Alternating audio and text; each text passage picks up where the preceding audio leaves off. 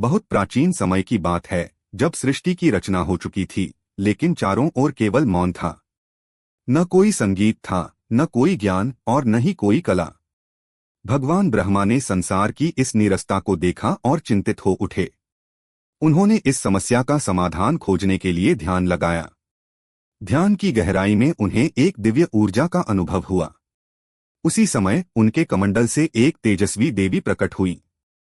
वे श्वेत वस्त्र धारण किए, एक हाथ में वीणा और दूसरे में पुस्तक लिए थीं। उनके अन्य दो हाथों में माला और वरद मुद्रा थी। यह थी माता सरस्वती, ज्ञान, संगीत और विद्या की देवी। जैसे ही माता सरस्वती ने अपनी वीणा का संगीत छेड़ा, संसार में जीवन का एक नया प्रवाह आ गया। पेड़ों की पत्तियां सरसराने लगीं, नदियां मधुर कलकल करने लगीं और पक्षियों ने गाना शुरू कर दिया।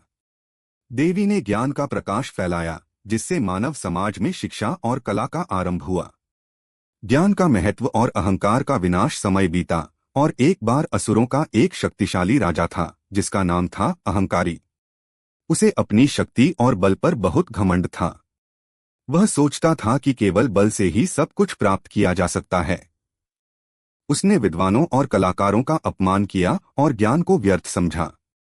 एक दिन उसने अपनी सभा में घोषणा की, केवल शक्ति ही इस दुनिया में सबसे बड़ी चीज है, ज्ञान का कोई महत्व नहीं।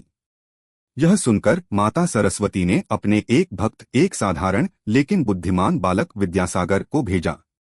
विद्यासागर ने अहंकारी को चुनौती दी, हे राजन, यदि शक्ति ही सर्वोपरि है तो आप मुझे बिना ज्ञान के शास्त्रार्थ में हरा दीजिए।